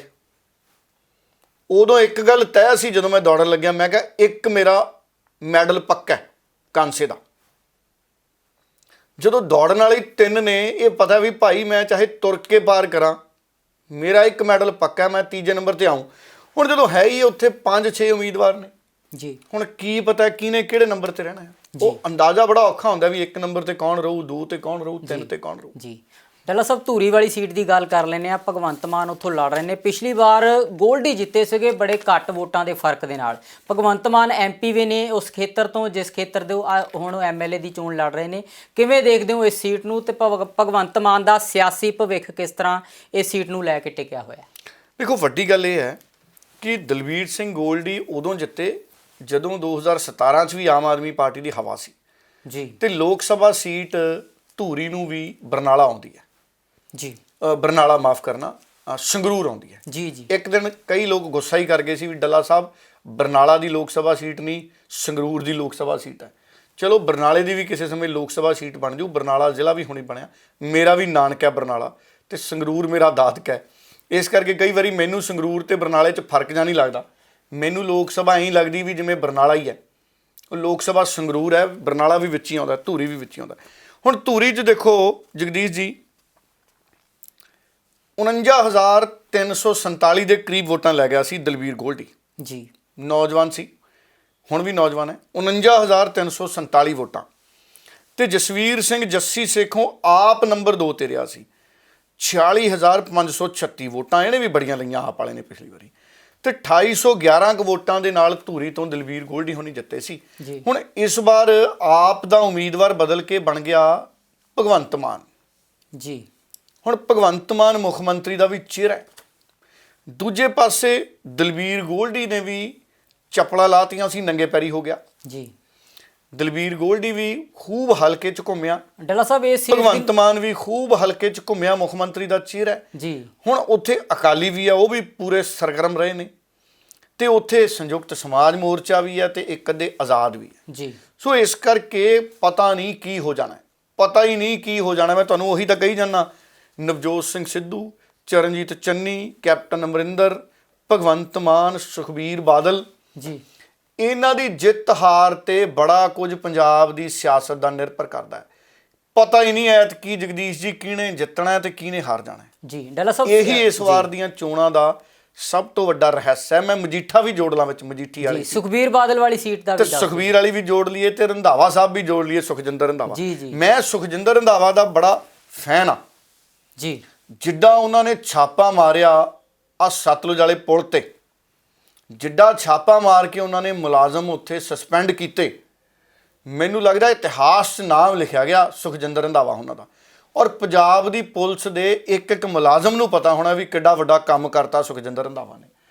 ਹੋਰ ਵੀ ਬੜੇ ਉਹਨਾਂ ਤੋਂ ਕੰਮਾਂ ਦੀ ਸਾਨੂੰ ਆਸ ਸੀ, ਇਹ ਨਹੀਂ ਵੀ ਇਕੱਲਾ ਉਹੀ ਉਹਨਾਂ ਨੇ ਕੀਤਾ, ਮੁਲਾਜ਼ਮ ਸਸਪੈਂਡ ਕੀਤੇ। ਉਹਨਾਂ ਨੇ ਦਾਅਵੇ ਬੜੇ ਵੱਡੇ ਸੁਖਜਿੰਦਰ ਵੱਡੇ ਰੰਧਾਵਾ ਕੀਤੇ ਤੋਂ ਸੀ। ਹੋਰ ਬੜੀਆਂ ਉਮੀਦਾਂ ਸੀ। ਦੇਖੋ ਉਹ ਧਰਨਾ ਵੀ ਉਹਨਾਂ ਨੇ ਬਰਗਾੜੀ ਵਾਲਾ ਚੁਕਵਾਇਆ ਸੀ, ਉਦੋਂ ਨਾਲ ਗਏ ਸੀ ਸੁਖਜਿੰਦਰ ਜੀ, ਰੰਧਾਵਾ ਜੀ, ਜੀ। ਜੀ। ਹੋਰ ਬੜੀਆਂ ਵੱਡੀਆਂ ਗੱਲਾਂ ਸੁਖਜਿੰਦਰ ਰੰਧਾਵਾ ਜੀ ਨੇ ਕੀਤੀਆਂ ਸੀ, ਉਹ ਰਹਿ ਗਈਆਂ। ਮੈਨੂੰ ਲੱਗਦਾ ਸਮਾਂ ਨਹੀਂ ਮਿਲਿਆ ਪੂਰਾ, 5 ਸਾਲ ਥੋੜੇ ਹੁੰਦੇ ਨੇ ਸ਼ਾਇਦ। ਜੀ ਜੀ ਵੀ ਇਹ ਬੁਨਿਆਦ ਮੈਨੂੰ ਲੱਗਦਾ ਵਧਾਣੀ ਚਾਹੀਦੀ ਸਰਕਾਰ ਨੂੰ, ਇਲੈਕਸ਼ਨ ਕਮਿਸ਼ਨ ਨੂੰ 10 ਸਾਲ ਹੀ ਕਰ ਦਿਓ, ਤਾਂ ਕਿ ਲੀਡਰ ਵਾਅਦੇ ਵੂਦੇ ਤਾਂ ਪੂਰੇ ਕਰ ਦੇਣ। ਜੇ 10 ਸਾਲ ਹੁੰਦੇ, ਕੈਪਟਨ ਨਸ਼ਾ ਖਤਮ ਕਰ ਜਾਂਦਾ ਪੰਜਾਬ 'ਚ, ਸਮਾਂ ਨਸ਼ਾ ਖਤਮ ਕਰ ਜਾਂਦਾ। ਜੇ 10 ਸਾਲ ਲਈ ਸੀਟ ਹੁੰਦੀ ਨਾ ਕੈਪਟਨ ਅਮਰਿੰਦਰ ਦੀ, ਜੀ ਜੀ 10 ਸਾਲ ਬਹੁਤ ਹੁੰਦੇ। ਜੀ ਜੀ ਜੀ ਹੁਣ ਤੁਸੀਂ ਆ ਜਾਓ, ਕਿਹੜਾ ਤੁਸੀਂ ਪੁੱਛ ਰਹੇ ਸੀ? ਡੱਲਾ ਸਾਹਿਬ ਮਜੀਠਾ ਹਲਕੇ ਦਾ ਦੱਸ ਦਿਓ। ਦੇਖੋ ਮਜੀਠੇ ਮੈਂ ਵਿੱਚ ਮਜੀਠੇ ਕਿਸ ਦਾ ਵੀ ਤਰ੍ਹਾਂ ਦੱਸਦਾ ਜੀ। ਜੀ ਇਹ ਵੀ ਤੁਸੀਂ ਦੇਖੋ, ਮਜੀਠਾ ਹਲਕੇ 'ਚ ਪਿਛਲੀ ਵਾਰੀ ਬਿਕਰਮ ਮਜੀਠੀਆ ਨੂੰ ਪਈਆਂ ਸੀ 65,803, ਜੀ ਜੀ ਤੇ ਦੂਜੇ ਪਾਸੇ ਸੀ ਸੁਖਜਿੰਦਰ ਸਿੰਘ ਲਾਲੀ ਮਜੀਠੀਆ, ਕਹਿੰਦੇ ਉਹਨੂੰ। ਲਾਲੀ ਮਜੀਠੀਆ। ਸੁਖਜਿੰਦਰ ਸਿੰਘ ਲਾਲੀ ਮਜੀਠੀਆ ਉਹ ਕਾਂਗਰਸ ਦੇ ਸੀ।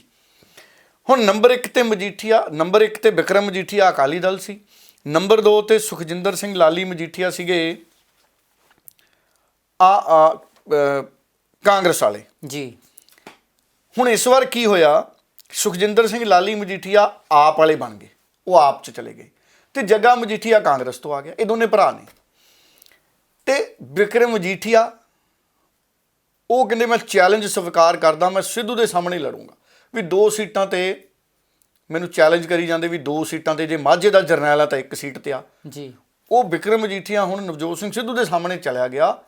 ਹੁਣ ਪਤਾ ਲੱਗੂਗਾ ਅਸਲ ਮਾਝੇ ਦਾ ਜਰਨੈਲ ਹੈ ਕਿਹੜਾ। ਜੀ ਮਾਝੇ ਦੇ ਜਰਨੈਲਾਂ ਦੀ ਵੀ ਬੜੀ ਲੜਾਈ ਰਹਿੰਦੀ ਹੈ। ਜੀ ਜੀ ਇਹਦਾ ਵੀ ਕੋਈ ਅਵਾਰਡ ਵੂਡ ਸ਼ੁਰੂ ਕਰਨਾ ਪੈਣਾ ਮੈਨੂੰ ਲੱਗਦਾ। ਕੋਈ ਮਜੀਠੀਆ ਸਾਹਿਬ ਨੂੰ ਕਹੀ ਜਾਂਦਾ, ਕੋਈ ਸੁਖਜਿੰਦਰ ਰੰਧਾਵਾ ਸਾਹਿਬ ਨੂੰ ਵੀ ਮਾਝੇ ਦਾ ਇਹ ਵੀ ਕੋਈ ਜਰਨੈਲ ਕੰਪੀਟੀਸ਼ਨ ਕਰਾ ਲਈਏ ਮੈਂ ਕਹਿੰਦਾ। ਜੀ ਕਾਫੀ ਨਾਮ ਨੇ ਜਿਨ੍ਹਾਂ ਨੂੰ ਮਾਝੇ ਦੇ ਜਰਨੈਲ ਦੇ ਤੌਰ ਤੇ ਹੁਣ ਬਿਕਰਮ ਮਜੀਠੀਆ ਹੁਣੀ ਜਿੱਤੇ ਸੀ 22,884 ਵੋਟਾਂ ਤੇ। ਜੀ ਜਦੋਂ ਬਿਕਰਮ ਮਜੀਠੀਆ ਅਕਾਲੀ ਦਲ ਤੋਂ ਸੀ, ਲਾਲੀ ਮਜੀਠੀਆ ਕਾਂਗਰਸ ਤੋਂ ਸੀ। ਜੀ ਇਸ ਵਾਰ ਬਿਕਰਮ ਮਜੀਠੀਆ ਜੀ ਚਲੇ ਗਏ ਨਵਜੋਤ ਸਿੰਘ ਸਿੱਧੂ ਦੇ ਸਾਹਮਣੇ, ਤੇ ਉਹਨਾਂ ਦੀ ਧਰਮ ਪਤਨੀ ਭੈਣ ਸਾਡੀ ਗਨੀਵ ਕੌਰ ਮਜੀਠੀਆ, ਉਹ ਖੜੇ ਨੇ ਮਜੀਠੀਆ ਹਲਕੇ ਤੋਂ। ਜੀ ਹੁਣ ਦੂਜੇ ਪਾਸੇ ਆਮ ਆਦਮੀ ਪਾਰਟੀ ਤੋਂ ਸੁਖਜਿੰਦਰ ਲਾਲੀ ਮਜੀਠੀਆ, ਜੀ ਤੇ ਜੱਗਾ ਮਜੀਠੀਆ ਕਾਂਗਰਸ ਤੋਂ। ਸੋ ਬੜਾ ਟੇਢਾ ਦਾ ਸਮੀਕਰਨ ਬਣ ਗਿਆ। ਦੇਖਿਆ ਜਾਵੇ ਤਾਂ ਪੁਰਾਣਾ ਕੈਂਡੀਡੇਟ ਤਕੜਾ ਸੁਖਜਿੰਦਰ ਲਾਲੀ ਵੀ ਹੈ, ਜੀ ਬਿਕਰਮ ਮਜੀਠੀਆ ਦੀ ਧਰਮ ਪਤਨੀ ਇਹ ਵੀ ਤਕੜਾ ਉਮੀਦਵਾਰ ਨੇ, ਜੀ ਜੱਗਾ ਵੀ ਉੱਥੇ ਤਕੜਾ ਉਮੀਦਵਾਰ ਹੈ। ਮਜੀਠੀਏ 'ਚ ਐਸਐਸਐਮ ਵਾਲਾ ਜਾਂ ਆਜ਼ਾਦ ਸਾਰੇ ਹੀ ਤਕੜੇ ਉਮੀਦਵਾਰ ਹੈ, ਕੋਈ ਵੀ ਗੈਰ ਤਕੜਾ ਉਮੀਦਵਾਰ ਹੈ ਹੀ ਨਹੀਂ। ਉਹ ਹਲਕਾ ਹੀ ਐਡਾ ਤਕੜੇ ਉਮੀਦਵਾਰਾਂ ਦਾ। ਜੀ ਸੋ ਇਸ ਕਰਕੇ ਉੱਥੇ ਕੀ ਬਣਦਾ, ਬੜੀ ਹੈਰਾਨੀ ਹੋਊਗੀ। ਮਜੀਠੀਆ 22,884 ਵੋਟਾਂ ਤੇ ਜਿੱਤੇ ਸੀ। ਜੀ। ਹੁਣ ਐਤਕੀ ਕੌਣ ਜਿੱਤਦਾ, ਇਹ ਬੜਾ ਸਿਆਸੀ ਉਲਟ ਫੇਰ ਜਿਹੜਾ ਹੈ ਉਹ ਹੋਊਗਾ। ਕਿਸੇ ਦੀ ਵੀ ਜਿੱਤ ਹੋਵੇ, ਜੀ। ਕੋਈ ਵੀ ਜਿੱਤੇ, ਸਿਆਸੀ ਉਲਟ ਫੇਰ ਹੋ ਗਿਆ, ਕਿਉਂਕਿ ਮਜੀਠੀਆ ਦਾ ਉੱਥੇ ਐਤਕੀ ਐਮਐਲਏ ਬਣਨਾ ਹੀ ਨਹੀਂ। ਬਿਲਕੁਲ ਜੇ ਉਹਨਾਂ ਦੀ ਧਰਮ ਪਤਨੀ ਜਿੱਤਦੀ ਹੈ ਤਾਂ ਵੀ ਇਹਨੂੰ ਉਲਟ ਫੇਰ ਹੀ ਮੰਨਾਂਗੇ। ਜੀ ਡੱਲਾ ਸਾਹਿਬ ਸੁਖਬੀਰ ਬਾਦਲ ਵਾਲੀ ਸੀਟ ਦਾ ਦੱਸ ਦਿਓ। ਸੁਖਬੀਰ ਬਾਦਲ ਵਾਲੀ ਸੀਟ ਦੇ ਕਿਸ ਤਰ੍ਹਾਂ ਦੇ ਸਿਆਸੀ ਹਾਲਾਤ ਨੇ, ਕਿਹੜਾ ਮੁਕਾਬਲਾ ਹੈ, ਕਿਹੜੇ ਕਿਹੜੇ ਕੈਂਡੀਡੇਟ ਲੜ ਰਹੇ ਨੇ? ਦੇਖੋ ਪਿਛਲੀ ਵਾਰੀ ਸੁਖਬੀਰ ਬਾਦਲ ਨੂੰ ਮਿਲੀਆਂ 75,271 ਜਲਾਲਾਬਾਦ ਤੋਂ ਜੀ, ਤੇ ਭਗਵੰਤ ਮਾਨ ਪਹੁੰਚ ਗਏ ਸੀ ਸੁਖਬੀਰ ਬਾਦਲ ਦੇ ਸਾਹਮਣੇ ਆਪ ਵੱਲੋਂ। ਉਹਨਾਂ ਨੂੰ ਮਿਲੀਆਂ ਸੀ 56,771। ਜੀ ਸੋ 18,500 ਵੋਟਾਂ ਨਾਲ ਸੁਖਬੀਰ ਬਾਦਲ ਜਿੱਤੇ ਸੀ ਪਿਛਲੀ ਵਾਰੀ। ਤੇ ਬਿੱਟੂ ਵੀ, ਰਵਨੀਤ ਬਿੱਟੂ ਵੀ ਪਹੁੰਚ ਗਿਆ ਸੀ ਕਾਂਗਰਸ ਵੱਲੋਂ। ਰਵਨੀਤ ਬਿੱਟੂ ਨੇ ਵੀ ਪੂਰਾ ਜ਼ੋਰ ਲਾਇਆ ਸੀ ਉੱਥੋਂ ਜੀ। ਤੇ ਮੁਕਾਬਲਾ ਬੜਾ ਸਖਤ ਹੋਇਆ। ਹਾਲਾਂਕਿ ਰਵਨੀਤ ਬਿੱਟੂ ਮੇਰੀ ਨਜ਼ਰ 'ਚ ਤੀਜੇ ਨੰਬਰ ਤੇ ਰਹੇ। ਐਤਕੀ ਰਵਨੀਤ ਬਿੱਟੂ ਨਹੀਂ ਚੋਣ ਲੜੇ। ਸੁਖਬੀਰ ਬਾਦਲ ਤੇ ਭਗਵੰਤ ਮਾਨ ਦਾ ਮੁਕਾਬਲਾ ਸੀ। ਐਤਕੀ ਸੁਖਬੀਰ ਬਾਦਲ ਤਾਂ ਹੈਗੇ, ਭਗਵੰਤ ਮਾਨ ਨਹੀਂ ਹੈਗਾ ਜੀ। ਉਹਨਾਂ ਦੀ ਜਗ੍ਹਾ ਤੇ ਆਮ ਆਦਮੀ ਪਾਰਟੀ ਤੋਂ ਨੇ ਇੱਕ ਉੱਥੇ, ਉਹ ਵੀ ਕੰਬੋਜ ਨੇ ਜੀ, ਔਰ ਕਾਂਗਰਸ ਤੋਂ ਵੀ ਇੱਕ ਉਮੀਦਵਾਰ ਉਤਾਰੇ ਗਏ ਨੇ। ਉਹ ਸਾਬਕਾ ਐਮਪੀ ਨੇ, ਪਹਿਲਾਂ ਉਹ ਐਮਪੀ ਹੋਇਆ ਕਰਦੇ ਸੀ ਫਿਰੋਜ਼ਪੁਰ ਤੋਂ ਜੀ। ਸੋ ਉੱਥੇ ਐਸਐਸਐਮ ਦਾ ਉਮੀਦਵਾਰ ਵੀ ਹੈ। ਸੋ ਉੱਥੇ ਵੀ ਸਖਤ ਮੁਕਾਬਲਾ ਜਿਹੜਾ ਉਹ ਗਰਾਊਂਡ ਦੇ ਵਿੱਚ ਦੇਖਿਆ ਜਾਂਦਾ। ਪਰ ਜਦੋਂ ਅਸੀਂ ਪਿਛਲੀ ਵਾਰ ਦੀ ਗੱਲ ਕਰਦੇ ਹਾਂ ਤੇ ਪਿਛਲੀ ਵਾਰੀ 18,500 ਵੋਟਾਂ ਤੇ ਸੁਖਬੀਰ ਬਾਦਲ ਜਿੱਤੇ ਸੀ ਜੀ। ਹੁਣ ਕੀ ਰਿਜ਼ਲਟ ਆਉਂਦਾ ਉੱਥੋਂ, ਕੌਣ ਜਿੱਤਦਾ ਹੈ, ਕੌਣ ਹਾਰਦਾ ਹੈ, ਇਹ ਬੜਾ ਦਿਲਚਸਪ ਰਹੂਗਾ। ਪਰ ਡੱਲਾ ਸਾਹਿਬ, ਪਿਛਲੇ ਦੌਰ ਦੇ ਆંકੜੇ ਦੇਖੀਏ ਤਾਂ ਕਾਫੀ ਲੰਮੇ ਸਮੇਂ ਤੋਂ ਉੱਥੋਂ ਸ਼੍ਰੋਮਣੀ ਅਕਾਲੀ ਦਲ ਜਿੱਤਦਾ ਰਿਹਾ। ਇਸ ਵਾਰ ਦੇ ਫੈਕਟਰ ਪਤਾ ਨਹੀਂ ਕੀ ਨੇ ਲੋਕਾਂ ਨੂੰ। ਸੁਖਬੀਰ ਬਾਦਲ ਨੇ ਜਦੋਂ ਅਸਤੀਫਾ ਦੇ ਕੇ ਐਮਪੀ ਦੀ ਸੀਟ ਲੜੀ ਸੀ ਜੀ, ਤੇ ਫਿਰ ਉੱਥੋਂ ਕਾਂਗਰਸ ਜਿੱਤ ਗਈ ਸੀ ਜੀ, ਫਿਰ ਉੱਥੋਂ ਕਾਂਗਰਸ ਜਿੱਤ ਗਈ ਸੀ। ਜੀ। ਸੋ ਐਤਕੀ ਕਾਂਗਰਸ ਨੇ ਉਸ ਉਮੀਦਵਾਰ ਨੂੰ ਟਿਕਟ ਨਹੀਂ ਦਿੱਤੀ। ਜੀ। ਡੱਲਾ ਸਾਹਿਬ, ਸੁਖਜਿੰਦਰ ਰੰਧਾਵਾ ਹੋਣਾ ਦਾ ਹਲਕਾ ਜਿੱਥੋਂ ਚੋਣ ਲੜ ਰਹੇ ਨੇ, ਡੇਰਾ ਬਾਬਾ ਨਾਨਕ ਦੇ ਵਿੱਚ ਕਿਸ ਤਰ੍ਹਾਂ ਦੇ ਮੁਕਾਬਲੇ ਦੇ ਹਾਲਾਤ ਦੇਖੇ ਜਾ ਰਹੇ ਨੇ? ਸੁਖਜਿੰਦਰ ਰੰਧਾਵਾ ਹੋਣ ਵਾਲੀ ਸੀਟ ਵੀ ਡੇਰਾ ਬਾਬਾ ਨਾਨਕ ਬੜੀ ਅਹਿਮੀਅਤ ਰੱਖਦੀ ਹੈ। ਸੁਖਜਿੰਦਰ ਰੰਧਾਵਾ ਉਹਨਾਂ ਨੂੰ ਪਿਛਲੀ ਵਾਰੀ 2017 'ਚ ਵੋਟਾਂ ਮਿਲੀਆਂ ਸੀ 60,385 ਤੇ ਸੁੱਚਾ ਸਿੰਘ ਲਗਾ ਸੀ ਅਕਾਲੀ ਦਲ ਦੇ 59,191। ਜੀ। ਸੋ ਇਸ ਵਾਰ ਅਕਾਲੀ ਦਲ ਨੇ ਵੀ ਆਪਣਾ ਉਮੀਦਵਾਰ ਉੱਥੇ ਬਦਲਤਾ ਔਰ ਪਿਛਲੀ ਵਾਰੀ ਸੀ 60,385 ਤੇ 1194 ਵੋਟਾਂ ਦੇ ਫਰਕ ਨਾਲ ਹੀ ਜਿੱਤੇ ਸੀ ਸੁਖਜਿੰਦਰ ਰੰਧਾਵਾ। ਪਿਛਲੀ ਵਾਰੀ ਕੰਢੇ ਤੇ ਹੀ ਸੀ ਕੰਮ। ਜੀ, ਜੀ, ਜੀ। 1194 ਵੋਟਾਂ ਤੇ ਜਿੱਤੇ ਸੀ ਬੜਾ ਚੋਟੀ ਦਾ ਮੁਕਾਬਲਾ ਸੀ ਪਿਛਲੀ ਵਾਰ। ਬੜਾ ਚੋਟੀ ਦਾ ਮੁਕਾਬਲਾ ਸੀ ਪਿਛਲੀ ਵਾਰੀ। ਜੀ। ਐਤਕੀ ਉੱਥੇ ਆਮ ਆਦਮੀ ਪਾਰਟੀ ਵੀ ਹੈ, ਸੰਯੁਕਤ ਸਮਾਜ ਮੋਰਚਾ ਵੀ ਹੈ। ਸੋ ਟੱਕਰ ਐਤਕੀ ਵੀ ਜਗਦੀਸ਼ ਜੀ ਉੱਥੇ ਬੜੀ ਫਸਵੀਂ ਹੋਣੀ ਹੈ। ਜੀ। ਔਰ ਫਸਵੀਂ ਟੱਕਰ 'ਚ ਕੌਣ ਜਿੱਤਦਾ ਹੈ? ਸੁਖਜਿੰਦਰ ਸਿੰਘ ਰੰਧਾਵਾ ਦਾ ਵੀ ਜਿਹੜਾ ਸਿਆਸੀ ਰਿਸਪੈਕਟ ਹੈ ਉਹਨਾਂ ਦੀ, ਉਹ ਦਾਤ ਹੈ। ਜੀ। ਇਹ ਵੀ ਦਾਅਵੇਦਾਰ ਨੇ ਮਾਝੇ ਦੇ ਜਰਨੈਲ ਵਾਲੇ। ਜੀ। ਸੁਖਜਿੰਦਰ ਰੰਧਾਵਾ ਜੀ ਵੀ। ਜੀ। ਡੱਲਾ ਸਾਹਿਬ, ਪਟਿਆਲਾ ਵਾਲੀ ਇਹਨਾਂ ਦੀ ਜਿੱਤ ਹਾਰ ਵੀ ਬਹੁਤ ਕੁਝ ਤੈਅ ਕਰੂ ਸਿਆਸੀ ਸਮੀਕਰਨ। ਜੀ। ਕੈਪਟਨ ਅਮਰਿੰਦਰ ਸਿੰਘ ਹੋਣ ਵਾਲੀ ਸੀਟ ਦੀ ਗੱਲ ਕਰ ਲੈਂਦੇ ਆ ਪਟਿਆਲਾ ਤੋਂ। ਡੱਲਾ ਸਾਹਿਬ, ਪਿਛਲੀ ਵਾਰ ਬੜੇ ਵੱਡੇ ਮਾਰਜਨ ਦੇ ਨਾਲ ਕੈਪਟਨ ਸਾਹਿਬ ਸਭ ਤੋਂ ਵੱਧ ਮਾਰਜਨ ਨਾਲ ਪੰਜਾਬ 'ਚ ਜਿੱਤੇ ਸੀ ਕੈਪਟਨ ਅਮਰਿੰਦਰ ਜੀ। ਇਸ ਵਾਰ ਕਿਸ ਤਰ੍ਹਾਂ ਦੇ ਮਾਹੌਲ ਹੈ? ਦੇਖੋ, ਇਸ ਵਾਰ ਵੀ ਫਸਵੀਂ ਟੱਕਰ ਹੈ। ਦੇਖੋ ਜੀ, ਇਸ ਵਾਰ ਦਾ ਤਾਂ ਕੰਮ 10 ਮਾਰਚ ਨੂੰ ਹੀ ਪਤਾ ਲੱਗਣਾ। ਪਹਿਲਾਂ ਜਿੰਨੇ ਮਰਜ਼ੀ ਅੰਦਾਜ਼ੇ ਅਨੁਮਾਨ ਲਾਈ ਚੱਲੋ, ਜੀ, ਕੋਈ ਕਿਸੇ ਕੋਲੇ ਕੋਈ ਜਾਦੂ ਦੀ ਸੋਟੀ ਨਹੀਂ। ਆ ਤੀਰ ਤੁੱਕੇ ਲਾਈ ਜਾਂਦੇ ਸਾਰੇ, ਜੀ, ਅਨੁਮਾਨ ਲਾਈ ਜਾਂਦੇ। ਤੀਰ ਤੁੱਕੇ ਆਪਣਾ ਪੰਜਾਬੀ ਦਾ ਸ਼ਬਦ ਹੈ। ਜੀ, ਜੀ। ਹੁਣ ਅਮਰਿੰਦਰ ਸਿੰਘ ਨੂੰ ਪਿਛਲੀ ਵਾਰੀ ਮਿਲੇ ਸੀ 72,586 ਵੋਟਾਂ ਜੀ। ਔਰ ਆਮ ਆਦਮੀ ਪਾਰਟੀ ਤੋਂ ਲੜੇ ਸੀ ਡਾਕਟਰ ਬਲਬੀਰ ਸਿੰਘ, 20,179 ਮਿਲੀਆਂ ਉਹਨਾਂ ਨੂੰ। 52,407 ਵੋਟਾਂ ਨਾਲ ਕੈਪਟਨ ਅਮਰਿੰਦਰ ਜਿੱਤੇ ਸੀ। ਤੇ ਇਸ ਵਾਰ ਕੈਪਟਨ ਅਮਰਿੰਦਰ ਕਾਂਗਰਸ ਤੋਂ ਨਹੀਂ ਲੜ ਰਹੇ, ਉਹ ਤਾਂ ਖੁੱਦੋ ਖੂੰਡੀ ਤੇ ਲੜ ਰਹੇ ਨੇ। ਹਾਕੀ ਤੇ ਗੇਂਦ ਹਾਕੀ ਤੇ ਲੜ ਰਹੇ ਨੇ। ਹੁਣ ਇਸ ਵਾਰ ਵਿਸ਼ਨੂੰ ਸ਼ਰਮਾ ਜੀ ਆ ਗਏ ਕਾਂਗਰਸ 'ਚ। ਜੀ। ਤੇ ਇੱਕ ਕੋਹਲੀ ਸਾਹਿਬ ਸੀ, ਉਹ ਆ ਗਏ ਐਤਕੀ ਆਪ 'ਚ। ਜੀ। ਤਾਂ ਫੇਰ ਬਦਲ ਸੀਟਾਂ 'ਚ ਉੱਥੇ ਵੀ ਬਹੁਤ ਹੋਏ ਨੇ। ਸੋ ਇਸ ਵਾਰ ਕੈਪਟਨ ਅਮਰਿੰਦਰ, ਆਪ, ਕਾਂਗਰਸ, ਅਕਾਲੀ ਦਲ, ਸੰਯੁਕਤ ਸਮਾਜ ਮੋਰਚਾ, ਲੈ ਵੀ ਆਜ਼ਾਦ ਵੀ ਹੋਣਾ ਇੱਕ ਅੱਧਾ ਉੱਥੇ। ਜੀ। ਤੇ ਬੜੀ ਫਸਵੀਂ ਟੱਕਰ ਹੈ ਜੀ ਪਟਿਆਲੇ 'ਚ। ਜੀ।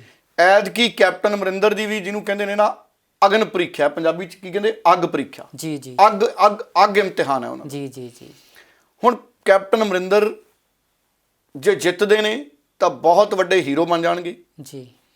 ਜੇ ਹਾਰਦੇ ਨੇ ਤੇ ਫਿਰ ਬਹੁਤ ਵੱਡਾ ਇਹ ਝਟਕਾ ਹੋਊਗਾ ਕੈਪਟਨ ਅਮਰਿੰਦਰ ਨੂੰ। ਜੀ। ਤੇ ਕੋਈ ਵੀ ਉੱਥੋਂ ਜਿੱਤੂ ਹਾਰੂ, ਉਹ ਹੀਰੋ ਬਣ ਕੇ ਉੱਭਰੂਗਾ। ਜੀ। ਜੀ। ਦੇਖੋ, ਇਹ 5-6 ਨਾਮ ਨੇ। ਦੇਖੋ, ਨਵਜੋਤ ਸਿੰਘ ਸਿੱਧੂ, ਜੀ, ਚਰਨਜੀਤ ਚੰਨੀ, ਕੈਪਟਨ ਅਮਰਿੰਦਰ, ਭਗਵੰਤ ਮਾਨ, ਸੁਖਬੀਰ ਬਾਦਲ, ਸੁਖਜਿੰਦਰ ਰੰਧਾਵਾ। ਜੀ। ਇਹ 6 ਹੋ ਗਏ। ਇਹ 6 ਲੀਡਰਾਂ ਦੀ ਜਿੱਤ ਹਾਰ ਦੇ ਨਾਲ ਪੰਜਾਬ ਦੀ ਸਿਆਸਤ 'ਚ ਬਹੁਤ ਕੁਝ ਫਰਕ ਪੈਣਾ। ਇਹ ਅਗਰ 6 ਦੇ 6 ਜਿੱਤਦੇ ਨੇ ਤਾਂ ਵੀ ਪੰਜਾਬ ਦੀ ਸਿਆਸਤ 'ਚ ਬਹੁਤ ਵੱਡਾ ਫਰਕ ਆਊ। ਜੇ 6 ਦੇ 6 ਹਾਰਦੇ ਨੇ ਫਿਰ ਵੀ ਪੰਜਾਬ ਦੀ ਸਿਆਸਤ 'ਚ ਬਹੁਤ ਵੱਡਾ ਫਰਕ ਆਊ। ਪਰ ਹਾਰ ਜਿੱਤ ਪਤਾ ਲੱਗਣੀ 10 ਨੂੰ। ਜੀ। ਇਹ ਫੈਸਲਾ ਤਾਂ 10 ਨੂੰ ਪੰਜਾਬ ਦੇ ਲੋਕਾਂ ਨੇ ਕਰਨਾ ਹੈ ਵੀ ਕਿਹਨੂੰ ਹਾਰ ਪਾਉਂਦੇ ਨੇ ਤੇ ਕਿਹਨੂੰ ਹਾਰ ਦਿੰਦੇ ਨੇ। ਜੀ। ਬਿਲਕੁਲ ਕਿਹਦੇ ਗਲ 'ਚ ਹਾਰ ਪਾਉਂਦੇ ਨੇ, ਕਿਹਨੂੰ ਤੇ ਕਿਹਨੂੰ ਹਾਰ ਮਿਲਦੀ ਹੈ। ਹਾਰ ਦਿੰਦੇ ਨੇ। ਇਹੀ ਫਰਕ ਹੈ ਜੀ ਡੱਲਾ ਸਾਹਿਬ, ਗੱਠਜੋੜ ਦੀ ਸਿਆਸਤ ਤੇ ਗੱਲ ਕਰ ਲੈਂਦੇ ਆ। ਰਜਿੰਦਰ ਕੌਰ ਭੱਠਲ ਦਾ ਜਿਹੜਾ ਬਿਆਨ ਆਇਆ ਸੀ ਵੀ ਆਮ ਆਦਮੀ ਪਾਰਟੀ ਦੇ ਨਾਲ ਵੀ ਜੇ ਹਾਲਾਤ ਬਣਦੇ ਨੇ ਤਾਂ ਕਾਂਗਰਸ ਦਾ ਜਿਹੜਾ ਗੱਠਜੋੜ ਹੋ ਸਕਦਾ ਹੈ। ਹੁਣ ਤਰਨ ਚੁੱਘ ਹੋਣਾ ਦਾ ਬਿਆਨ ਆਇਆ, ਇਸ ਨੂੰ ਲੈ ਕੇ ਕਿਵੇਂ ਦੇਖਦੇ ਹੋ ਗੱਠਜੋੜ ਦੀ ਸਿਆਸਤ ਦੇ ਉੱਪਰ ਜਿਸ ਤਰ੍ਹਾਂ ਦੀ ਬਿਆਨਬਾਜ਼ੀ ਹੋ ਰਹੀ ਹੈ? ਦੇਖੋ, ਬਿਆਨ ਜਗਦੀਸ਼ ਜੀ ਬੀਬੀ ਰਜਿੰਦਰ ਕੌਰ ਭੱਠਲ ਨੇ ਜਿਹੜਾ ਦਿੱਤਾ ਸੀ ਉਹ ਮਿੱਥ ਕੇ ਨਹੀਂ ਸੀ ਦਿੱਤਾ, ਕਿਉਂਕਿ ਅੱਜ ਕੱਲ੍ਹ ਪੱਤਰਕਾਰ ਨਾ ਮੂੰਹ ਤੇ ਮਾਈਕ ਉਨੀ ਦੇਰ ਲਾਈ ਰੱਖਦੇ ਜਿੰਨੀ ਦੇਰ ਤੁਸੀਂ ਬਾਰ-ਬਾਰ ਪੁੱਛੇ ਗਏ ਉਹਨਾਂ ਦੇ ਸਵਾਲ ਦਾ ਜਵਾਬ ਨਹੀਂ ਦਿੰਦੇ। ਕਈ ਵਾਰ ਪੱਤਰਕਾਰ ਮੂੰਹ ਦੇ ਵਿੱਚ ਸਵਾਲ ਪਾ ਦਿੰਦੇ ਜਾਂ ਜਵਾਬ ਵੀ ਪਾ ਦਿੰਦੇ ਆ ਲੀਡਰ ਦੇ। ਹਾਂ ਪੱਤਰਕਾਰ ਵੀ ਸਿਆਣੇ ਹੁੰਦੇ। ਹੁਣ ਪੱਤਰਕਾਰ ਤੁਸੀਂ ਬੰਟੇ ਥੋੜੀ ਖੇਡਦੇ। ਜੀ ਜੀ ਪੱਤਰਕਾਰ ਹੈ ਜੀ, ਐਡੀ ਮਿਹਨਤ ਨਾਲ ਪੱਤਰਕਾਰ ਬਣੇ ਹੋ ਜੀ। ਹੁਣ ਉਹ ਪੱਤਰਕਾਰਾਂ ਦੇ ਸਵਾਲ 'ਚ ਸਧਾਰਨ ਗੱਲ ਬੀਬੀ ਰਜਿੰਦਰ ਕੌਰ ਨੇ ਭੱਠਲ ਨੇ ਕੀਤੀ ਸੀ, ਕੋਈ ਐਡੀ ਗੱਲ ਨਹੀਂ ਸੀ। ਇਹ ਤਾਂ ਸਾਰੇ ਕਹੀ ਜਾਂਦੇ ਵੀ ਜੇ ਲੋੜ ਪਈ ਤਾਂ ਪੰਜਾਬ ਦੇ ਹਿੱਤਾਂ ਲਈ ਅਸੀਂ ਗੱਠਜੋੜ ਕਰ ਲਾਂਗੇ ਜੀ। ਪਰ ਐਤਕੀ ਗੱਠਜੋੜ ਵੀ ਬਹੁਤ ਸੋਚ ਸਮਝ ਕੇ ਹੋਣੇ ਨੇ। ਹੁਣ ਮਹਾਂ ਗੱਠਜੋੜ ਹੀ ਹੋਊ ਐਤਕੀ ਜੇ ਹੋਊਗਾ ਜੀ। ਦੇਖੋ, ਇੱਕ ਪਾਸੇ ਤਾਂ 3 ਸੀਟਾਂ ਨੇ, ਮੰਨ ਲਓ ਵੈਸੇ ਤਾਂ 10 ਮਾਰਚ ਤੋਂ ਬਾਅਦ ਇਹ ਗੱਲ ਕਰਨ ਵਾਲੀ ਬਣਦੀ ਹੈ ਜੀ। ਮੰਨ ਲਓ ਕਿਸੇ ਨੂੰ ਬਹੁਮਤ ਨਹੀਂ ਆਉਂਦਾ ਜੀ, ਤਾਂ ਇੱਕ ਪਾਸੇ ਕੈਪਟਨ ਅਮਰਿੰਦਰ, ਸੁਖਦੇਵ ਸਿੰਘ ਢੀਂਡਸਾ ਬੀਜੇਪੀ ਤੇ ਦੂਜੇ ਪਾਸੇ ਅਕਾਲੀ ਬਸਪਾ। ਇਹ ਮਹਾਗਠਜੋੜ ਹੋ ਸਕਦਾ ਫਿਰ 5 ਪਾਰਟੀਆਂ ਦਾ। ਹੋ ਸਕਦਾ ਕੋਈ ਆਜ਼ਾਦ ਵੀ ਨਾਲ ਆ ਜੇ, ਹੋ ਸਕਦਾ ਬੈਂਸ ਨਾਲ ਆ ਜਾਣ ਜੇ ਇੱਕ ਅੱਧੀ ਸੀਟ ਜਿੱਤੇ। ਪਤਾ ਨਹੀਂ ਹੁਣ ਜਿੱਤਦੇ ਜਾਂ ਨਹੀਂ ਜਿੱਤਦੇ, ਵੀ ਬਾਅਦ ਚ ਪਤਾ ਲੱਗੂ ਜੀ। ਹੁਣ ਫਰਕ ਇਹ ਪੈਣਾ ਹੈ ਕਿ ਜੇ ਮਹਾਗਠਜੋੜ ਬਣਦਾ 5-6 ਪਾਰਟੀਆਂ ਦਾ, ਇੱਕ ਆ ਸੰਭਾਵਨਾ ਹੈ ਜੇ ਬਹੁਮਤ ਕਿਸੇ ਨੂੰ ਨਹੀਂ ਆਉਂਦਾ। ਹੁਣ ਦੂਜੇ ਪਾਸੇ ਜੇ ਕਾਂਗਰਸ ਤੇ ਆਪ ਦੋਵੇਂ ਬਹੁਮਤ 'ਚ ਵੀ ਨਹੀਂ ਆਉਂਦੀਆਂ ਤੇ ਇਕੱਠੇ ਹੋ ਕੇ ਸਰਕਾਰ ਬਣਾਉਣ ਦੀ ਸਥਿਤੀ 'ਚ ਆਉਂਦੀਆਂ ਨੇ, ਤਾਂ ਫਿਰ ਕੀ ਇਹ ਆਪਸ ਸਮਝੌਤਾ ਕਰ ਲੈਣਗੀਆਂ? ਕੇਜਰੀਵਾਲ ਮੰਨ ਜੂ ਕਾਂਗਰਸ ਨਾਲ ਸਮਝੌਤੇ ਲਈ, ਕਿਉਂਕਿ ਰਾਘਵ ਚੱਡੇ ਨੇ ਤਾਂ ਚਰਨਜੀਤ ਚੰਨੀ ਤੇ ਖੂਬ ਸਿਆਸੀ ਹਮਲੇ ਕੀਤੇ ਆ। ਕੇਜਰੀਵਾਲ ਨੇ ਵੀ ਖੂਬ ਸਿਆਸੀ ਹਮਲੇ ਕੀਤੇ। ਕੇਜਰੀਵਾਲ ਤੇ ਭਗਵੰਤ ਮਾਨ ਨੇ ਸਿੱਧੂ ਤੇ ਵੀ ਖੂਬ ਹਮਲੇ ਕੀਤੇ ਤੇ ਨਵਜੋਤ ਸਿੰਘ ਸਿੱਧੂ ਨੇ ਵੀ ਕੇਜਰੀਵਾਲ ਤੇ ਬਹੁਤ ਹਮਲੇ ਕੀਤੇ। ਹਾਂ, ਭਗਵੰਤ ਮਾਨ ਤੇ ਨਹੀਂ, ਨਵਜੋਤ ਸਿੰਘ ਸਿੱਧੂ ਨੇ ਜ਼ਿਆਦਾ ਹਮਲੇ ਕੀਤੇ। ਮਿੱਠੇ ਰਹੇ ਨੇ ਜੀ। ਭਗਵੰਤ ਮਾਨ ਤੇ ਸਿੱਧੂ ਇੱਕ ਦੂਜੇ ਬਾਰੇ ਮਿੱਠਾ ਹੀ ਰਹੇ ਨੇ। ਦੇਖੋ, ਦੋਨੇ ਇਮਾਨਦਾਰ ਨੇ, ਦੋਨਾਂ ਤੇ ਕਰਪਸ਼ਨ ਦਾ ਇਲਜ਼ਾਮ ਨਹੀਂ। ਇਸ ਕਰਕੇ ਦੋਵੇਂ ਇੱਕ ਦੂਜੇ ਨੂੰ ਜਾਣਦੇ ਨੇ ਵੀ ਭਾਈ ਮੈਂ ਵੀ ਇਮਾਨਦਾਰ ਹਾਂ ਤੇ ਉਹ ਵੀ ਇਮਾਨਦਾਰ ਹੈ। ਹੁਣ ਜੇ ਕੋਈ ਅਜਿਹੀ ਸਥਿਤੀ ਬਣਦੀ ਹੈ ਵੀ ਆਪ ਤੇ ਕਾਂਗਰਸ ਦਾ ਗੱਠਜੋੜ, ਮੈਨੂੰ ਲੱਗਦਾ ਚਰਨਜੀਤ ਚੰਨੀ ਤੇ ਕੇਜਰੀਵਾਲ ਜਾਂ ਰਾਘਵ ਚੱਡਾ ਇਹ ਨਹੀਂ ਆਪਸ 'ਚ ਇਕੱਠੇ ਹੋ ਸਕਦੇ। ਵੀ ਇੱਕ ਪਾਸੇ ਚੰਨੀ ਹੋਵੇ, ਇੱਕ ਪਾਸੇ ਕੇਜਰੀਵਾਲ, ਰਾਘਵ ਚੱਡਾ ਤੇ ਭਗਵੰਤ ਮਾਨ ਜਾਂ ਹਰਪਾਲ ਚੀਮਾ, ਇਹ ਨਹੀਂ ਇਕੱਠੇ ਹੋ ਸਕਦੇ ਭਾਈ, ਬੜਾ ਔਖਾ ਹੈ ਮੈਨੂੰ ਲੱਗਦਾ। ਹਾਂ, ਕੋਈ ਅਜਿਹੀ ਸਥਿਤੀ ਬਣ ਜੇ ਵੀ ਜੇ ਨਾ ਗੱਠਜੋੜ ਕੀਤਾ, ਤੁਸੀਂ ਸਰਕਾਰ ਨਾ ਬਣਾਈ, ਤਾਂ ਦੂਜੇ ਨਾ ਬਣਾ ਜਾਣ ਕਿਤੇ।